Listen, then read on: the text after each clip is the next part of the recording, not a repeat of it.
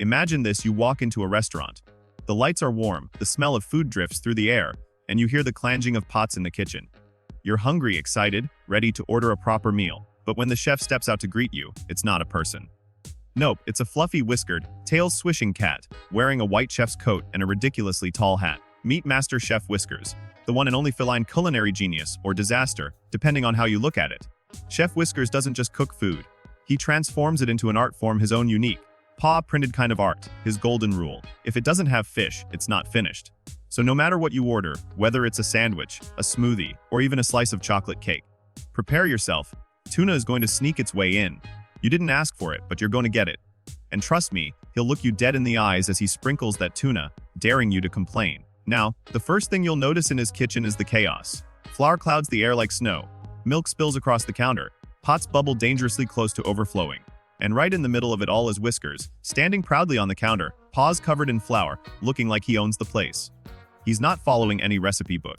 He's following his instincts, and his instincts usually tell him to lick the spoon, knock the salt shaker over, and test everything with his paw. And oh, the taste testing. That's his favorite part. No spoons, no ladles. Just one fluffy paw dipped straight into the soup, a quick lick, and then a decisive meow. Either it's good or it needs more fish. Hygiene inspectors, please. They wouldn't survive 10 minutes in this kitchen without fainting. But Whiskers doesn't care. He knows real flavor can only be tested by the paw. One day a customer came in and asked for a salad. Simple request, right? But when the plate arrived, it wasn't lettuce, tomatoes, or cucumbers. Nope, it was a giant bowl of catnip leaves with a generous sprinkle of kibble on top. And the cat himself carried it out proudly, balancing the plate on his head like a seasoned waiter. He dropped it on the table, sat down next to the customer, and mooed as if to say, "Eat up. This is fine dining." The customer didn't know whether to laugh or cry. But dessert. Oh, dessert is where Whiskers really shines. He makes cakes stack so high they almost topple over. Whipped cream splattered in every direction, sprinkles scattered across the floor. But the secret filling.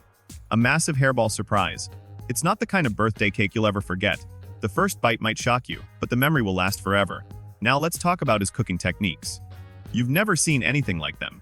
Instead of gently stirring a sauce, he bats at it like it's a toy mouse.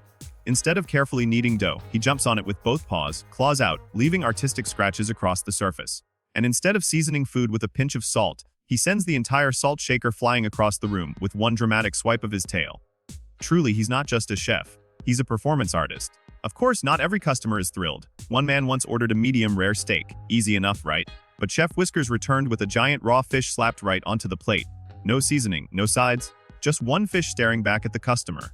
And as the man looked in horror, Whiskers sat down on the table, licked his paw, and stared at him like, "What? That's dinner." And if you ever dare to complain, you'll face the stare. That unblinking, soul-piercing cat stare that makes you question every decision you've ever made. Complain about too much fur in your soup. He'll stare. Ask for less tuna in your pizza. He'll stare. Mention hygiene. Oh, he'll stare until you apologize and eat the whole thing. Because in his kitchen, the customer isn't always right. The cat is. But here's the twist: people keep coming back. Why? Because no matter how strange, messy, or fishy his food is, it's always served with passion. There's love in every bite. Sure, the love sometimes comes in the form of paw prints in your bread or claw marks on your pie crust. But it's love nonetheless. And honestly, the chaos is part of the charm. His restaurant isn't just a place to eat. It's an experience. You don't just get a meal. You get a story you'll be telling for years. Think about it. Where else are you going to see a cat in a chef's hat, standing proudly on the counter, yelling at the waiters with dramatic meows, and chasing a mouse mid-service while your pasta bowls over in the background? It's not just food, it's theater. It's comedy, it's pure entertainment, and let's not forget, Whiskers is a master of presentation. He might slap fish on everything, but he does it with flair. Sushi rolls shaped like mice, pancakes stacked like scratching posts, and his signature dish, the tuna tower, a skyscraper of fish, cheese, and mystery ingredients that no one has ever successfully finished. Anyone who tries usually ends up napping under the table, just like the chef himself. But the best part of dining at his restaurant isn't the food at all. It's the feeling. The laughter when he knocks over an entire pot of soup, and then pretends it was part of the plan. The surprise when he suddenly jumps into your lap mid-meal, demanding you share. The way he curls up and naps on the counter once he's done for the day, leaving the staff to clean up the mountain of chaos behind him. It's a reminder that life doesn't have to be perfect. Sometimes messy, silly, unexpected moments are the ones that stick with you the most. So if you ever see paw prints on the restaurant menu, don't panic. It just means you've entered Chef Whiskers' domain. Order bravely, expect tuna, and prepare to laugh until your stomach hurts. Because in his kitchen, food isn't just about eating. It's about joy, chaos, and a little bit of fur sprinkled on top. And hey, if you enjoyed this, make sure to hit that subscribe button. It's free, and it helps us keep making these funny, if cats were humans, episodes for you. What should cats try next? Should they be teachers, pilots, or maybe even the president? Let us know in the comments, because who knows, the next cat career might just be even funnier than Chef Whiskers himself.